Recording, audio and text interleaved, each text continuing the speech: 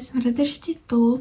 Začala som tento nový YouTube kanál, ale dnešná téma ktorá je veľmi v dnešnej dobe kontroverzná a možno aj trochu nevšímavá, a to je modestnosť v obliekaní, čiže teda čisté a bohumilé obliekanie.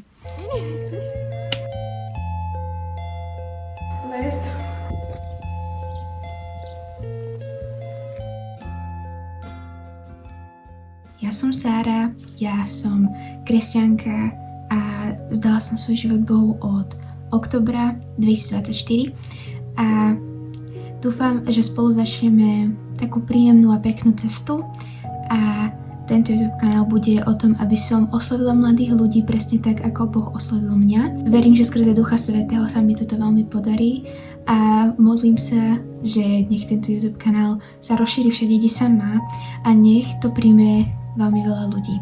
Poďme si to rozobrať, čo hovorí Biblia, čo hovorí Božie slovo a čo hovorí aj naše srdce. Takže dnešná téma o modestnom obliekaní je téma, ktorá už aj vidíte aj na TikToku, na Instagrame a je veľmi veľa teraz ľudí, aj tínedžerov, sa už oblieka trošku inak. V dnešnej dobe vidíš dievčatá prezlečené ako ženy diabla.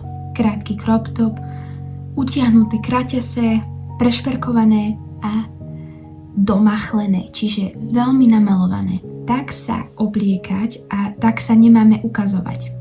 Prečo? Čiže toto je inšpirácia, ktorú si veľmi veľa dievčat v dnešnej dobe berú. Či už to je z Pinterestu, či už to je z ich obľúbených influencerov alebo influencerok, tak takéto obliekanie ťa privedie k nesprávnej pozornosti. Cítiš sa viacej nepríjemne a ukazuješ sa. My sa nemáme obliekať podľa toho, čo je podľa ľudí správne, ale podľa toho, čo je Bohu správne. Keď my sa takto chceme obliekať len preto, že to je popular, tak to není vôbec dobré, pretože ty nepočúvaš seba, ale len druhých ľudí. A my sa nemáme riadiť podľa sveta, ale podľa Boha.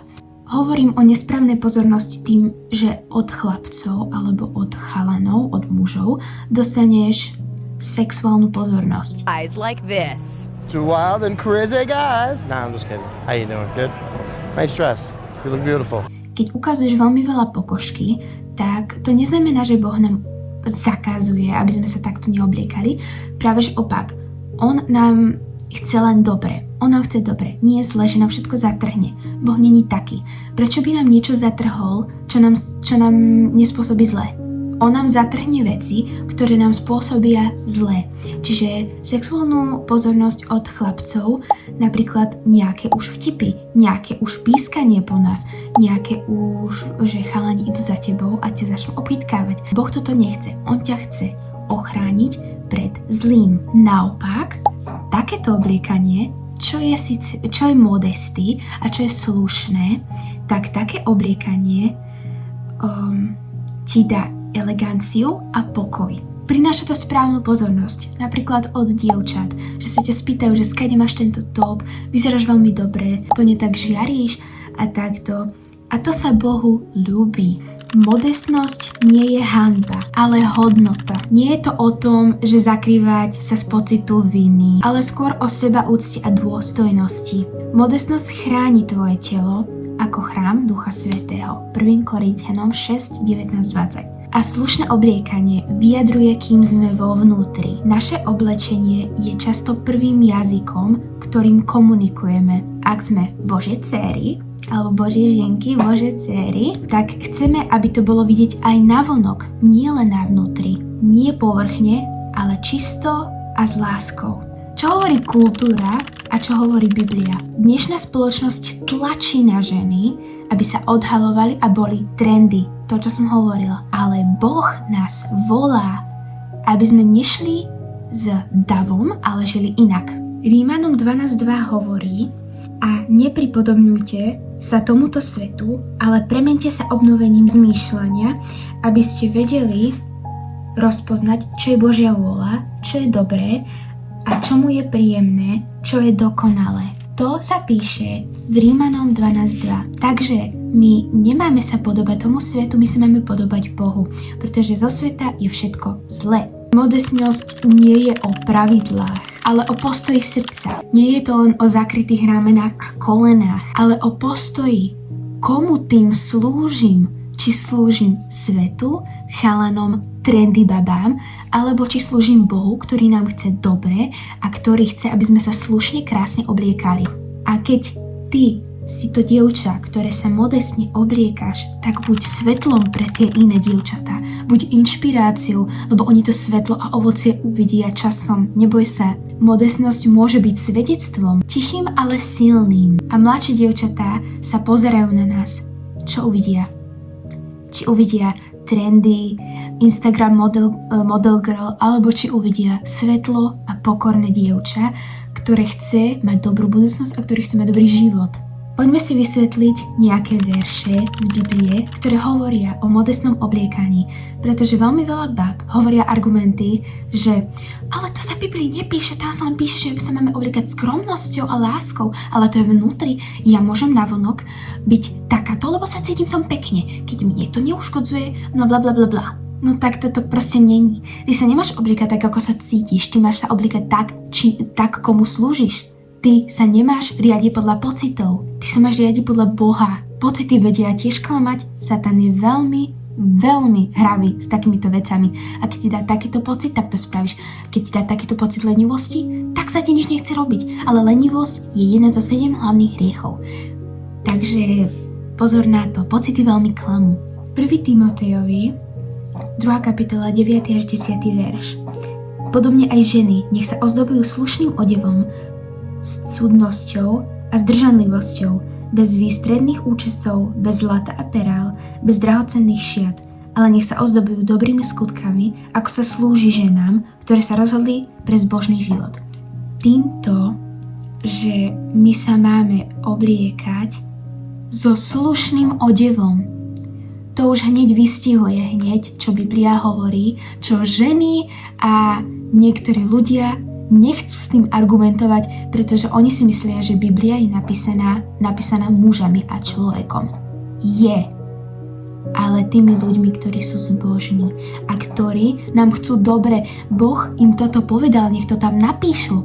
Podobne aj ženy nech sa ozdobujú slušným odevom, nie len skromnosťou a láskou. Príslovia 31:25. Ale hovorí nám, nech aj nebudeme moc prešperkované, stačia nám náušnice, náramok a jeden krížik, akože takto na krku. A nie, že 100 náramkov, 100 náhrdelníkov a takéto popiercingované náušnice a ešte túto piercingy. Toto tak není. Piercingy osamostatne nie sú hriech, ale keď už je veľa, ukazuje to na teba, že to je také nechutné, tak my nechceme takú pozornosť, hej? Nech sa ozdobujú dobrými skutkami, čiže už aj Vnútra sa máme obliekať a potom to aj navonok tak bude vyzerať. Takže nebojte sa, ak sa chcete rozhodnúť pre zbožný život, 1. Timotejovi 2:9-10 hovorí, že ako sa máš obliekať. Ďalší verš. 1. Korinťanom 6:19-20. A vari neviete, že nepatríte sebe, ale že vaše telo je chrámom Ducha Svätého, ktorý vo vás prebýva a ktorého máte od Boha? Boli ste draho vykúpení. Oslavujte teda Boha vo svojom tele. Takže toto už hovorí aj o obliekaní a aj o disciplíne. Čiže my nemáme sa obliekať neslušne, lebo náš chrám Ducha Svätého je aj telo, nie len vnútrajšie zdravie. My máme pekne aj cvičiť, my máme mať disciplínu, máme byť tá príslovie 31 žena a máme sa aj pekne obliekať. My máme navonok vyzerať dobre aj na vnútrajšok, pretože čo ide znútra, to sa ukazuje aj vonku. A keď už som spomínala tie príslovia 31:25, tak to je, že sila a dôstojnosť sú jej odevom a s úsmevom hladí na budúcnosť. Takže áno, hovorí Biblia, že sila a dôstojnosť sú jej odevom.